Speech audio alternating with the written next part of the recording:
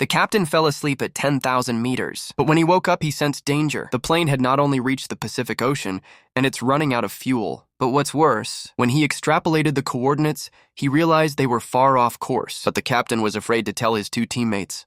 He had to ask the base tower for help. Unexpectedly, a Japanese voice was heard. They hurriedly turned off the radio, then they switched to communicating in Morse code. Tried to reduce the weight to lower the consumption. So the bombardier dropped his bombs into the sea. Then the captain searched for coordinates to turn around. After 10 minutes in the sky, they tried to retransmit the radio, but there was no answer.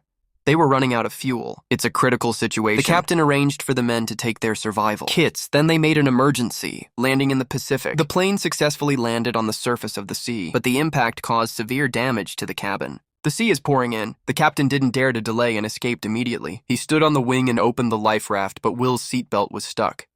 No matter how hard he tried, he couldn't get it off. Soon, he and the plane sank into the water. When the captain reacted, he realized the plane was gone. Luckily, Will was able to free himself before he suffocated. But before they could get to their life packs, the plane sank quickly. Just after swimming to the surface, the life raft was toppled by the captain. They worked together to flip the raft over. The space was too small. They lay down horizontally and squeezed together. But they could never have imagined Will experience a life worse than death. The sea is very cold at night, coupled with their soaked clothes. 3 men were shivering, and all they could do was hug their arms for warmth. Despite the fact that they were in a life and death situation, Will and Mike slept through the night.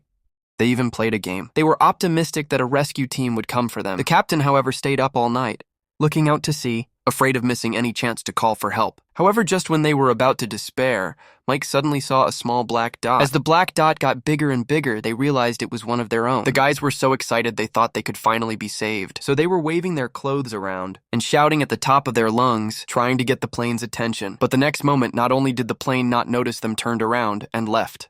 They then realized that without food and water, how to survive in the Pacific Ocean. It became a big problem again. After the captain calmed down a bit, he arranged for an inventory of all the supplies. There was a pistol, 2 magazines, and a knife, and a 25-foot-long nylon rope. The rest was inedible.